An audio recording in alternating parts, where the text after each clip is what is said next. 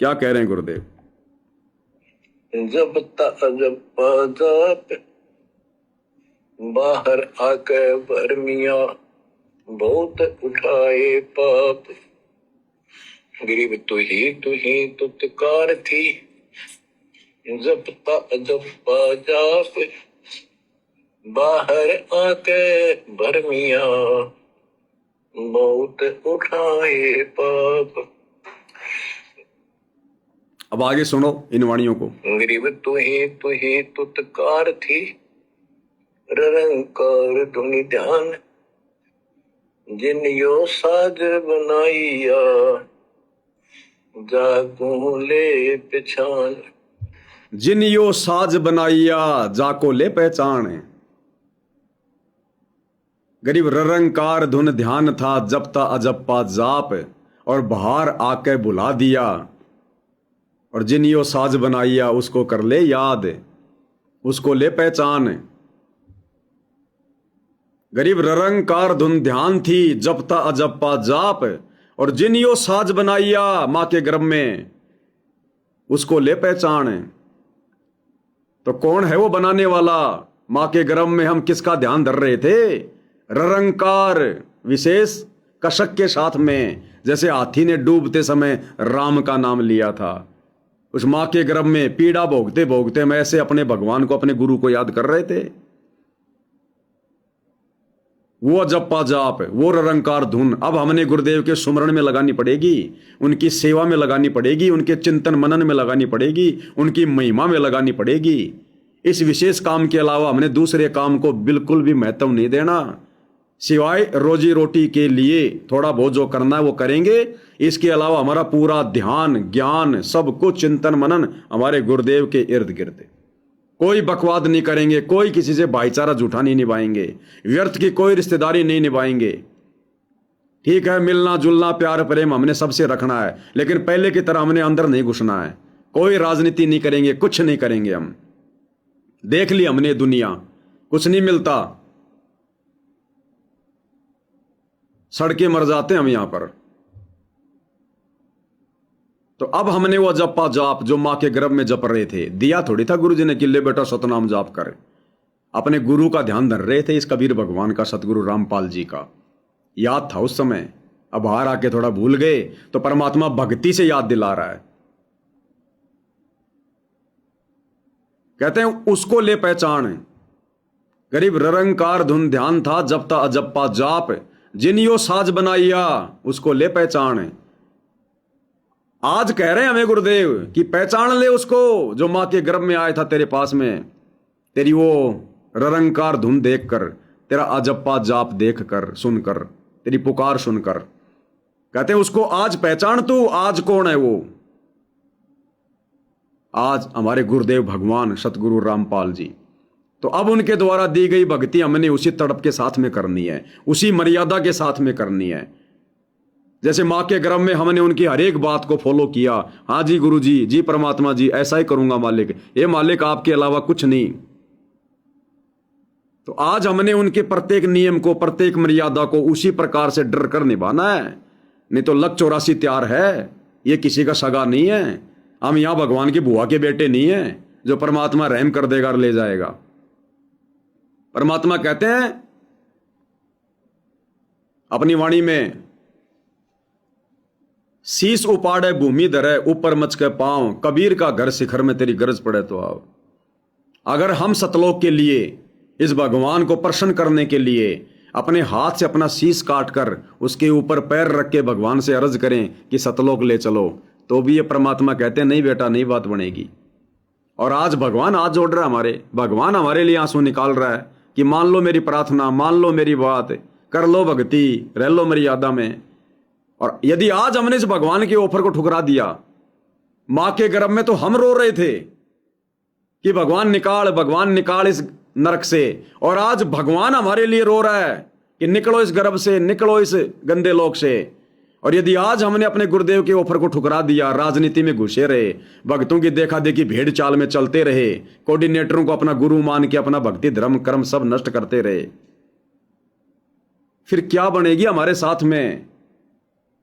अगर हमने गुरु के वचन की अवहेलना कर दी तो मर्यादा तोड़ के, सतलोक में हमने गुरु के वचन की अवहेलना ही तो की थी, मर्यादा ही तो तोड़ी थी।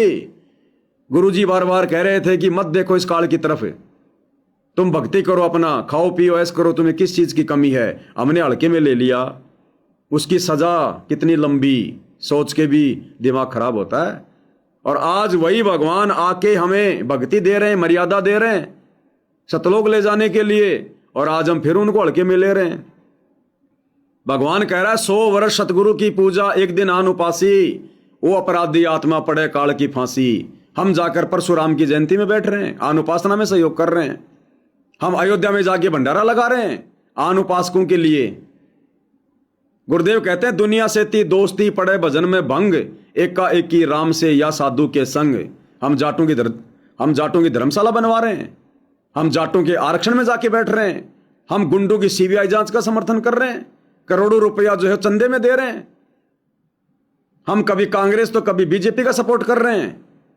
ये भगवान सतलोक से चलकर हमसे ये करवाने आया है। हमने भक्ति लेकर ये करना चाहिए था। हम दुनिया के मकान बना बना के बेकार कर रहे हैं, अनमोल समय और श्वासों को नष्ट कर रहे हैं। भगवान कह रहे हैं कि श्वास उन श्वास में नाम जपो, व्यर्था श्वास ना खोए, ना बेरा इस श्वास का आवन हो के ना हो। हम क्या कर रहे हैं, भगवान क्या करवाना चाहते हैं? आज भी हम वही गलती कर रहे हैं जो हमने सतलोक में कर दी। तो अब यदि भगवान हमें छोड़ गया तो हमारे साथ में क्या बनेगी, क्या बीतेगी? सोचकर भी रूह कांप जाती है।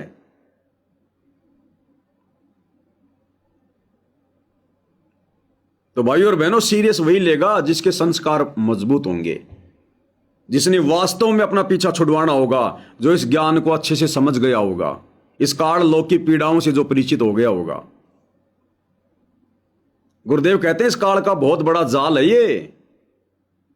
तुम्हें ये मनुष्य जन्म जब मिलता है उस समय तुम सारे दुख भूल जाते हो कि मैं कभी गधा भी था, मैं कभी सूअर भी था, मैं कभी गंदी नाली का कीड़ा भी था, मेरा कभी पैर भी टूटा था, मेरी कभी आंख भी फूटी थी, मैं कभी बकरा भी था, मैं कभी मुर्गा भी था, मेरे जो है गले भी मेरे काटे गए थे, तड़पा तड़पा के मेरे को मारा भी गया था आतंकवादियों के द्वारा, मेरे अंग अंग भी काटे गए होंगे जब मैं कभी सैनिक था।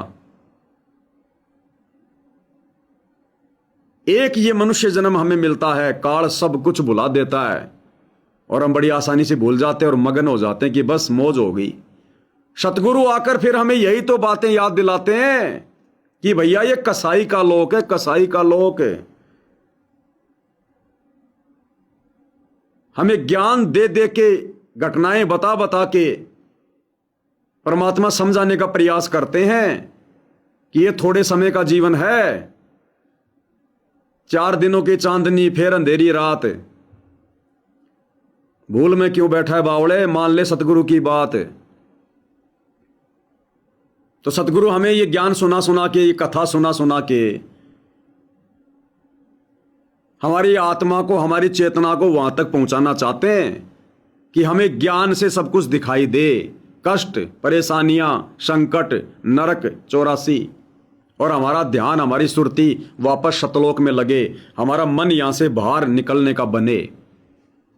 अब बनेगा उसका भाई जिसके संस्कार होंगे, जिस पर गुरु की मेहर होगी।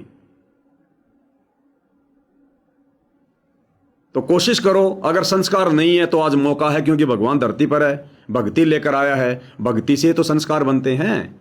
तो संस्कार नहीं है तो बनाने का मौका है, बना सकते हैं, हाथ में है हमारे। अभी सरगुण परमात्मा धरती पर है, ये भक्ति का एडमिन है, सृष्टि का रचयिता है। हम कुछ भी लिखवा सकते हैं अपने भाग्य में, इनको प्रसन्न करके।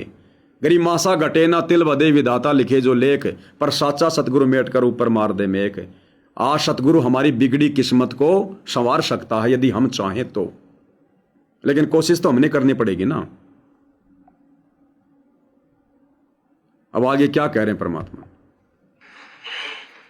गरीबदास जी बताते हैं कि आपकी बॉडी, आपका शरीर परमात्मा ने जल की बूंद से तैयार किया, और जब तू मां के गर्भ में ऊपर ने पैर नीचे को सिर थे, वहां तेरी रक्षा करी।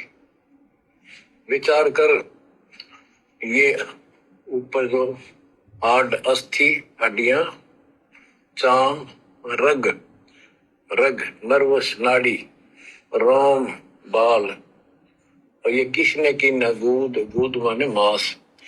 बच्चों, उस परमात्मा की देखो कितनी गजब की संरचना है बॉडी आपकी, प्रत्येक प्राणी की।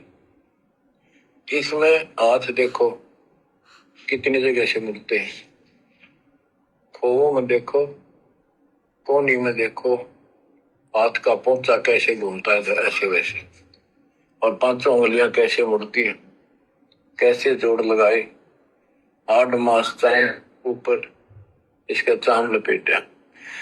बच्चों, हम खाना खाने के बाद हमें नहीं पता अंदर क्या हो रहा है। उसके बाद तो मालिक की ऑटोमेटिक सिस्टम जो फिट कर रखा शरीर में, वो इतना जबरदस्त है जैसे फैक्ट्री शुरू हो जाती है जिसमें बहुत से पदार्थ पड़े। तो अंदर खाना खाने का हम नाचते कूदते खड़े, कोई गप्पे मारा, और मालिक की मशीनरी उसके ऑटोमेटिक सिस्टम बनाए हुए उसको हजम करते हैं, अलग अलग उसका अड़ंगा निकालते हैं, रक्त, मांस, हड्डी में, और सारा कुछ उससे तैयार करके शरीर को सुरक्षित रखते हैं। ये सारा कुछ परमात्मा की ऑटोमेटिक शक्ति कर रही है, और उसको हम बोलकर सारा दिन फुल्ले फुल्ले करें, उसको बोले फुल्ले करें, ये हमारी बहुत बड़ी गलती है। ये याद दिलाई जाती है, सत्संग इसी का नाम है। अस्थि, चाम, रग, रोम सब। अस्थि, अस्थि माने हड्डियां, चाम ऊपर या खाल, रग नाड़ी, रोम ये रोम बाल, शरीर के बाल। ये किसने की न गूद, गूद माने मांस। उदर बीच पोषण किया बिन जननी के दूध। माँ के पेट में आपका पोषण किया बिना दूध के। अब उस मालिक की रचना को ध्यान से देखोगे तो सारा भगवान दिखाई देगा आपको। आपका सांस भी उसी से आ रहा है। हम गफलत करते हैं, अज्ञान के कारण भगवान को भूलकर बकवास बड़े रहते हैं। आप रात को सो जाते हो, सांस कैसे चलता है, आप तो पता नहीं कहाँ घूमते हैं सपनों में। उस मालिक ने जितना समय पर रखा है ये अपने आप चलेगा। आपका काम है यहाँ से निकलना, सत्य भक्ति करना, उसको आप छोड़ चुके हो, बाकी काम तो सारा परमात्मा कर रहा है। क्या कह रहे हैं गुरुदेव? आपका काम है सच्ची भक्ति करना और यहां से निकलने का प्रयास करना, उसको आप छोड़ चुके हो। ये विशेष संदेश जगत वालों के लिए नहीं है, ये विशेष संदेश संगत के लिए हैं। और संगत के लिए भी सतलोक आश्रमों से जुड़ी जो संगत है, उसी ने सबसे पहले नामदान सेंटरों पर जाकर सुबह 4 बजे ये वचन सुने। तो गुरुदेव भगवान किसको कह रहे हैं कि आपका काम है यहां से सतभक्ति करके बाहर निकलना, उस काम को आप छोड़ चुके हो। यानी संगत सतभक्ति नहीं कर रही है, भक्ति तो कर रही है लेकिन सतभक्ति नहीं कर रही। यही सतभक्ति जो सतगुरु रामपाल जी ने हमें दे दी, यदि हम इसको मर्यादा में रहकर करेंगे तो ये सतभक्ति है, और मर्यादा तोड़कर यही भक्ति हम करते रहेंगे तो ये सतभक्ति नहीं है। फिर ये सतभक्ति हमें शतलोक नहीं ले जा सकती अगर मर्यादा तोड़कर हम करेंगे तो गुरुदेव कह रहे हैं तुम्हारा काम है यहां से बाहर निकलने के लिए सतभक्ति करना, उस काम को तुमने छोड़ दिया। आपका काम है यहां से निकलना, सत्य भक्ति करना, उसको आप छोड़ चुके हो, बाकी काम तो सारा परमात्मा कर रहा है। आगे क्या कह रहे हैं मालिक?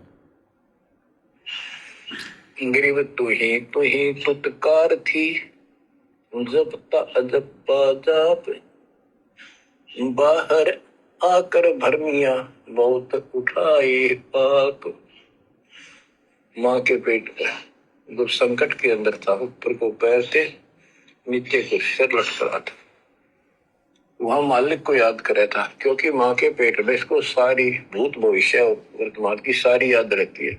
क्या कह रहे गुरुदेव? क्योंकि मालिक के पेट में इस आत्मा को भूत भविष्य वर्तमान सब याद रहती है।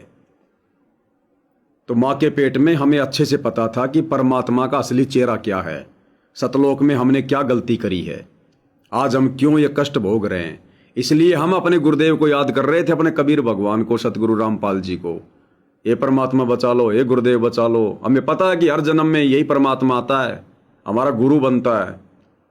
उस समय हमें सब कुछ याद था, हम एक टक उन्हीं को याद कर रहे थे, सब चिंताएं छोड़कर। माँ के पेट में ना कोई काम धंधा याद आ रहा था, ना कोई असंख्य जन्मों में हमारे जो बेटा बेटी भाई बंधु रिश्तेदार थे, बड़े बड़े राजा महाराजा थे, हमें कुछ याद नहीं आ रहा था। केवल एक टक अपने गुरु को, अपने परमात्मा को याद कर रहे थे, सुमरण कर रहे थे उनका, उन्हें हम उनको पुकार रहे थे। तो वो कशक देखकर परमात्मा माँ के गर्भ में आया, हमसे एग्रीमेंट किया, फिर हमें बाहर निकाला। तो इस काल लोक से परमात्मा अब हमें उसी समय बाहर निकालेगा जब उनके द्वारा दी गई भक्ति को एकटक होके करेंगे, मर्यादा में रह के, संसार से ध्यान हटा के। अब 90% संगत तो संसार में घुसी हुई है, भक्ति की चिंता नहीं, दूसरों के मकान की चिंता है। आधा घंटा बैठ के सुरती नृत्य से सुमरण नहीं कर सकता, 8 घंटा दुनिया के मकान बनवाने में बेगार कर लेगा। राजनीतिक रैलियों में धक्के खाने के लिए समय हमारे पास, परशुराम की जयंती में जाके बकवाद करने के लिए समय हमारे पास, लेकिन इस सत भक्ति को करने के लिए हमारे पास में समय नहीं है। ये भक्ति तो हम खाते पीते करेंगे, उठते बैठते करेंगे, और बाकी काम बड़ी लगन लगा के करेंगे। लोगों के मकान बनाएंगे लगन के साथ, चाहे पसीना आ रहा तो आने दो। राजनीतिक रैलियों में जाएंगे, मस्ती में जाएंगे। गुरु जी का आदेश है, ये भक्ति करना क्या काल का आदेश है? लेकिन काल करने नहीं देगा, क्योंकि गुरु का आशीर्वाद नहीं है। नीचे को सिर लटका था, वहां मालिक को याद करे था, क्योंकि माँ के पेट में इसको सारी भूत भविष्य वर्तमान की सारी याद रहती है। बहुत लोचता है, तड़पता है, अपने पिछले पापों को देख कर रोता है और कहता है, ये प्राणी, हे मालिक, अब के बार निकाल नरक से। बस मालिक, संतों को खोजूंगा, सच्ची भक्ति करूंगा, निर्वाह के लिए काम भी करूंगा, पर तेरी भूल कभी नहीं करूंगा। अरे काल ऐसा दुष्ट है, बाहर आते ही लगता है कत्ती भूल पड़ जाती है। स्वप्न में भी नहीं, कोई भगवान भी है, काम कितने पहले भी थे, या रहेंगे कि ना रहेंगे, हमने कुछ और भी करना है। तो वो काम भी दाता करवाता है। क्या कह रहे हैं गुरुदेव? माँ के गर्भ से बाहर आने के बाद फिर ये काल हमारे अंदर भूल डलवा देता है। हमें शौपन में भी याद नहीं रहता कि भक्ति भी कोई चीज है, मोक्ष भी कोई वस्तु है। वो इस संसार में उलझ जाते हैं। बचपन में पढ़ाई लिखाई, फिर काम धंधे की चिंता, फिर शादी हो गई, फिर बच्चों का पेट भरने की चिंता, रिश्तेदारी, लेन देन, तेरा मेरा, इधर उधर, सारी जिंदगी भागदौड़ में नष्ट करवा देता है। तो गुरुदेव कह रहे हैं कि माँ के गर्भ में जो तुम्हें याद था कि हमें मुझे भक्ति करनी है, वो भक्ति भी फिर वो दाता ही आके करवाता है। वो भक्ति भी फिर आकर कौन करवाता है? वो दाता। कौन? जो माँ के गर्भ में हमें मिला, जिसने माँ के गर्भ से हमें सकुशल बाहर निकाला, वो कबीर भगवान सतगुरु रामपाल जी। क्या कह रहे हैं गुरुदेव? ध्यान से सुनो। तो वो काम भी दाता करवाता है कि सत्संग के माध्यम से प्रेरणा कर करके आपको सत्संग भी वही उपलब्ध कराता है, संत से भी वही मिलाता है, कोई कारण बनाकर। क्या कह रहे हैं? अब पहचान में आएगा वो दाता है कौन वर्तमान में, जो माँ के गर्भ में मिला था। ध्यान से सुनो। तो वो काम भी दाता करवाता है कि सत्संग के माध्यम से, सत्संग के माध्यम से वो काम भी दाता ही करवाता है आके सत्संग के माध्यम से। कौन सा काम? भक्ति। जो भक्ति करने के लिए उन्होंने मां के गर्भ में कहा था, कहते हैं वो भक्ति वाला काम भी दाता ही करवाता है। सत्संग के माध्यम से। आज सत्संग के माध्यम से वो काम हमसे कौन करवा रहा है? सतगुरु रामपाल जी। अरे वो गर्भ वाला भगवान अगर बाहर आके हमसे वो काम करवाएगा तो ज्ञान देगा ना। और गुरुदेव स्पष्ट कर रहे हैं कि वो काम भी दाता ही करवाता आके सत्संग के माध्यम से। तो आज ये सत्संग किसने दिए? इन सत्संगों के माध्यम से हमसे भक्ति आज कौन करवा रहे हैं? सतगुरु रामपाल जी। तो कौन हुआ दाता? सतगुरु रामपाल जी। तीर्थ व्रत अरु सब पूजा, गुरु बिन दाता और न दूजा। इस गुरु के अलावा और कोई भगवान नहीं है, सारे काम यही करवाता है। वो भक्ति वाला काम भी दाता ही करवाता है बाहर आके सत्संगों के माध्यम से। क्या कह रहे हैं? तो वो काम भी दाता करवाता है कि सत्संग के माध्यम से। सत्संग के माध्यम से तो समझदार को संकेत ही काफी है। आज सत्संग के माध्यम से हमसे वो काम भक्ति वाला कौन करवा रहा है? सतगुरु रामपाल जी। ये है रियल कबीर भगवान। अपनों की चिंता अपनों को होती है और हम सब इसी के हैं। और सुनो आगे। प्रेरणा कर करके आपको सत्संग भी वही उपलब्ध कराता है, संत से भी वही मिलाता है, कोई कारण बनाकर आपको सत्संग भी वो ही उपलब्ध करवाता है। आज किसने उपलब्ध करवाए सत्संग? सतगुरु रामपाल जी ने। दीक्षा कौन दे रहा है? सतगुरु रामपाल जी। सतलोक ले जाने की गारंटी कौन दे रहा है? सतगुरु रामपाल जी। हमारे सौ कार्य कौन ठीक कर रहा है? सतगुरु रामपाल जी। फिर और कौन है दाता? और फिर कैसा होता है भगवान है भाई? जिसको पहचान होगी ना उसी की तड़प बनेगी सतलोक जाने की। वही यहां की बुराइयां छोड़ सकता है, इस काल की व्यवस्था को नजरअंदाज कर सकता है। अन्यथा भाई यहां तो ब्रह्मा विष्णु महेश के बस की बात नहीं है। खाली गुरु जी से नाम लेने से, ये कथाएं सुनने से तो बात बनेगी नहीं। आगे क्या कह रहे हैं मालिक? काल ने तो आपको तेली के बैल की तरह जोत रखा है। तेली का बैल पहले कोल्लू चला करते थे, उसमें लंबा मोटा डंडा, उसको पाट कहा करते थे, लकड़ की, लगभग एक 20-25 फुट लंबा और 1.5 फुट मोटा एक लकड़ का, जैसे किसी पेड़ का पौधे का पूरा तनाई काट लाया करते थे, उसकी पाट बनाया करते। वो कोल्लू घुमाने के लिए एक बैल जोता जाता था। गन्ना पीड़ने के लिए तो 2 बैल जोते, तेली वाले बैल में एक कोल्लू में एक बैल जोता जाता था। तो वो तेली वाला बैल उसमें जोत कर कोल्लू में, और उसका रस्सा बांध दिया जाता था उस पाट का। वो बाहर नहीं जा सकता था, ना अंदर आ सकता था, उसको ऐसे जकड़ दिया जाता था। वो उस चक्कर में घूमा करता, वो चक्कर उसके चारों से। अब वो उससे बाहर नहीं निकल सकता था। तो बच्चों, गरीब तो ही तुतकार थी, जपता जब पाजाब, बाहर आकर बरमिया बहुत उठाए पाप। अब माँ के पेट में तो तू याद करता था उस परम पिता को, हर बार आते भूल गए। अब आपको संत के शरण में और सत्संग भी मालिक लाते खुद। गरीबदास जी कहते हैं, कबीर साहब ने बताया कि 2 दिन मेरी शरण है, ताका हूं मैं दास, और गेल गेल ला गया करो जब लग धरती आकाश। क्या वाणी है? क्या कह रहे हैं गरीबदास जी? जो जन मेरी शरण है, ताका हूं मैं दास, गैल गैल लाग्या फिरूं जब तक धरती आकाश। अगर वो दाढ़ी मूंछ वाला ही वास्तव में कबीर भगवान है,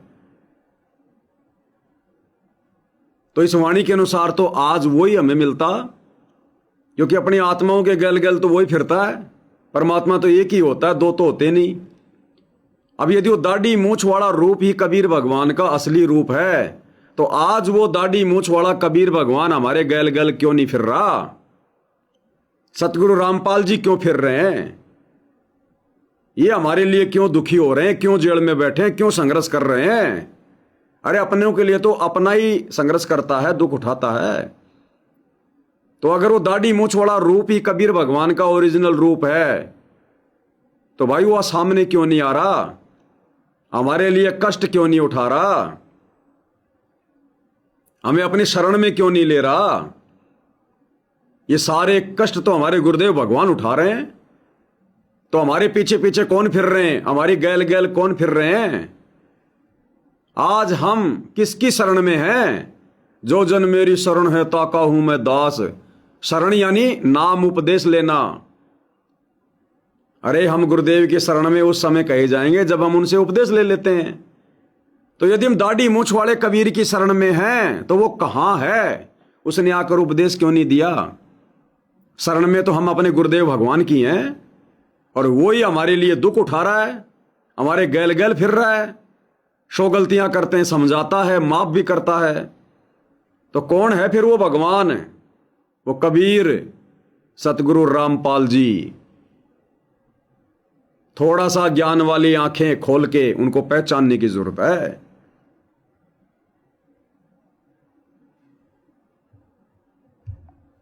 गरीबदास जी कहते हैं, कबीर साहब ने बताया कि जो जन मेरी शरण है ताका हूं मैं दास, और गेल गेल ला गया प्रभु जब लग धरती आकाश। तो बच्चों आज आपको शरण में लिया है ना दाता ने। आप तो बच्चों आज आपको शरण में लिया है ना दाता ने। तो शरण में किसने लिया भैया? आज हमारे को सतगुरु रामपाल जी ने लिया। और गुरुदेव कह रहे हैं उस भगवान ने शरण में लिया, अपने आप को छुपाते हुए कि बच्चों जो आज आपको शरण में लिया ना उस दाता ने। तो कौन है वो दाता?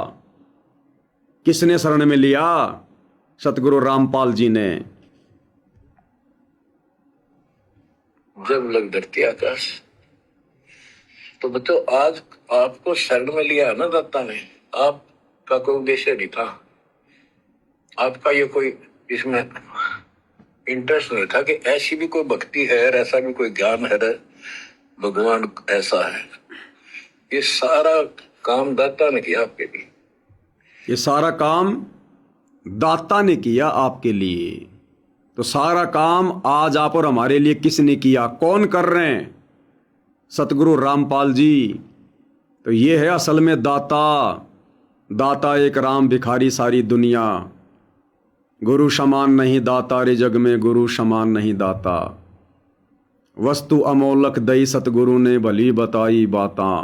काम क्रोध कैद कर डारे, लोभ के गाली ना था। ये है वो दाता सतगुरु रामपाल जी। काल करे सो हाल ही कर ले, फिर मिले ना साथा। 84 में जाए पड़ोगे, भुगतोगे दिन राता। गुरु समान नहीं दाता रे जग में, गुरु समान नहीं दाता। ये है वो दाता। तो भाई और बहनों, दास की तो कोशिश थी कि विशेष संदेश 19 को निपटा दिया जाए, लेकिन भाई ये जैसे परमात्मा चलाएंगे वैसे चलना पड़ेगा, क्योंकि दास को लग नहीं रहा कि 3 महीने में ये काम पूरा हो जाएगा। हालांकि परमात्मा ने आज जो जूली बहन की एक 10 मिनट की ऑडियो आई थी, दास ने आपको सबको भेजी है ग्रुपों में, उसमें परमात्मा ने संकेत तो किया है कि और देंगे समय, 3 महीने के बाद में और समय देंगे, क्योंकि दास को नहीं लगता कि 6 महीने पहले ये काम पूरा हो जाएगा। जल्दबाजी में करेंगे तो फिर आनंद नहीं आएगा। परमात्मा की महिमा है, बहुत सारी चीज़ें छूट जाएंगी। ये बार बार तो बनेंगे नहीं वीडियो, और जिस भाव से आज बन जाएंगे कल को लाख कोशिश करेंगे तो भी नहीं बनेंगे। तो मालिक के हिसाब से चलेंगे। जितनी परमात्मा सेवा देगा उनकी मौज, उनकी मर्जी। हम तो भिखारी हैं, हाथ जोड़ के उनके दरबार में खड़े रहेंगे भीख का कटोरा लेके। आगे मालिक की मौज। और ये होली के ऊपर जो जगह जगह सात संगतियां मालिक के आशीर्वाद से जो हुई हैं, शुरू हैं, तो देखो भाई और बहनों, ना मेरा जोर चलेगा ना आप भाई बहनों का जोर चलेगा। हम अपनी तरफ से कोई प्लानिंग करके काम नहीं करते हैं। जो परमात्मा चाहता है फिर वो होता है। तो अब जैसे गुरुदेव भगवान ने जूली बहन को दिखाया कि भाई भाई तुमने जगह जगह साथ संगतियों में जाने की क्या आवश्यकता है, जब तुम्हें रोजाना घर बैठे साथ संगति मिल रही है। अरे जिसको घर बैठे 2 टाइम की रोटी मिले उसने हाथ पैर चलाना कोई जरूरी थोड़ी होता है। तो घर बैठे परमात्मा सोशल मीडिया पर आप लोगों को साथ संगति की सुविधा दे रहे हैं। इन वचनों के लिए भाई और बहनों विचार करना। सतगुरु रामपाल जी के अमर वचनों पर उन्हीं के आशीर्वाद से जो ये निष्कर्ष निकाला जा रहा है, जो निष्कर्ष ब्रह्मा विष्णु महेश भी नहीं निकाल सकते, समझ ही नहीं सकते, वो तो निकालना तो बहुत दूर की बात है। ऐसी अजब गजब दया गुरुदेव ने आशीर्वाद देकर ये सेवा हम जैसे 2 कोटि के जीवों के ऊपर दया बख्श के परमात्मा आप भाई बहनों को घर बैठे जो ये अमृत खीर खिला रहे हैं, ये रजा उन सतलोक आश्रम से जुड़े भाई बहनों के ऊपर नहीं है। वो भी बेचारे तरसते हैं, लेकिन उनका दुर्भाग्य, उनकी बुद्धि में ये बात आ नहीं रही, उनके संस्कार कमजोर हैं, वो समझ नहीं पा रहे अभी। ऐसी चर्चा सुनने के लिए, ऐसी साथ संगति के लिए वो बेचारे घर से थैला उठा के जाते हैं आश्रमों में। जैसा आश्रम वाले कह रहे हैं वो गधे की तरह काम भी कर रहे हैं सेवा के नाम पर, बैल की तरह पसीना बहा रहे हैं सेवा के नाम पर, और बेकार हो रही है। जेब से पैसा दे रहे हैं बेचारे, ज्योति करवा रहे हैं, पाठ करवा रहे हैं, दान पेटी में डाल रहे हैं कि हमें भगवान मिलेगा, हमें कोई ज्ञान चर्चा सुनने को मिलेगी आश्रम में, अच्छे भक्तों की सुसंगति मिलेगी, हमारे अंदर दृढ़ता आएगी। और क्या मिल रहा है उनको? उल्टा नुकसान में जा रहे हैं, उल्टा काल की गोद में बैठाया जा रहा है उन आत्माओं को जो जेब से धन दे रहे हैं, और गधे और बैल की तरह उन आश्रम वालों के कहने पर लोगों के मकान बनवाने में पसीने बहा रहे हैं, बेकार कर रहे हैं, आलू टमाटर पैक करते रहते हैं, अचार पैक करते रहते हैं। उनको भी नसीब में नहीं है, और आप भाई बहनों को घर बैठे परमात्मा खीर खिलवा रहा है। फिर हमने भला कहीं और आने जाने की क्या जरूरत है?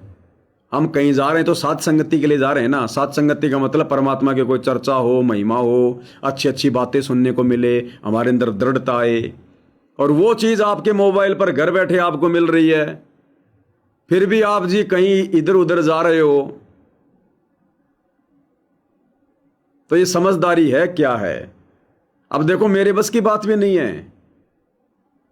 मैं कोई अलग नहीं हूं, आप ही की कैटेगरी में हूं। अब इस होली पर 2 साथ संगतियां तो मैंने रखवाई, 2 साथ संगति तो मैंने खुद रखवाई, और अब गुरुदेव भगवान का जूली बहन के माध्यम से संकेत आ गया कि भाई क्यों भटकते फिर रहे हो। तो भाई ये परमात्मा के ऊपर निर्भर है। मैंने तो फिर परमात्मा जी से माफी मांगी कि परमात्मा दास को तो माफ करियो, गलती हो गई, आगे से ध्यान रखूंगा। आपकी महिमा के लिए जाना चाह रहे थे, लेकिन ये भूल गए कि वहां जाकर भी तो यही भाषण देगा, और इस एकांत कमरे में बैठकर जो बातें तू बोल देगा तो वहां पर 20 के बीच में बैठ के बोल पाएगा क्या? वहां जाके तू केवल 20 भक्तों को समझाएगा, यहां बैठ के तू हजारों को समझा रहा है, तो तेरी सेवा कहां ज्यादा बनेगी? कहां ज्यादा बनेगी? कहां बैठकर साथ संगति करने से ज्यादा फायदा है?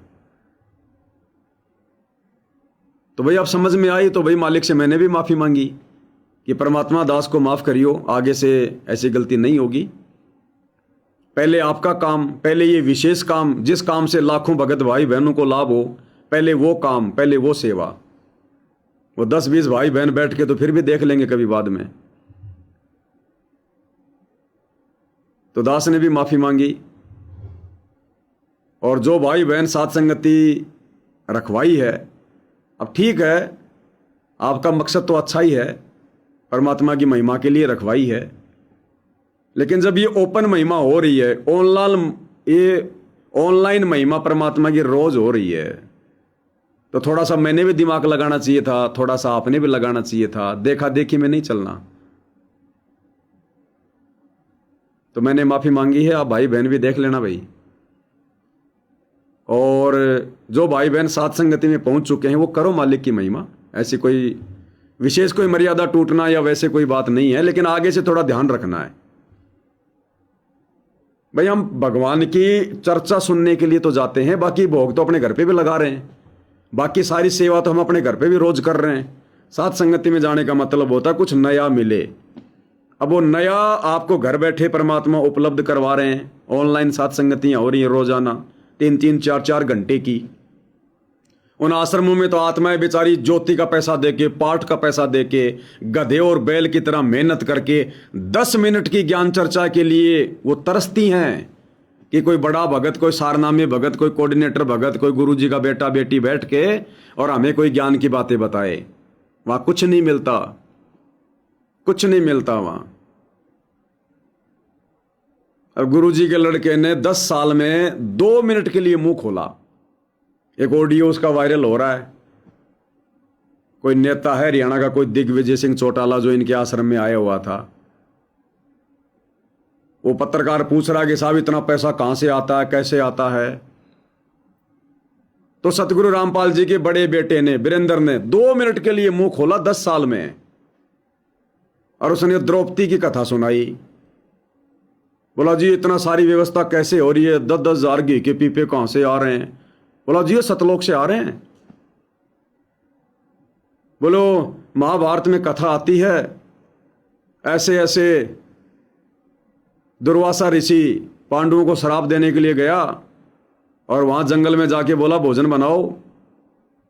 तो बोला उसने द्रौपदी माता ने कहा, द्रौपदी माता ने कहा, रो किसकी माता थी? तेरी थी कि मेरी थी? द्रौपदी माता।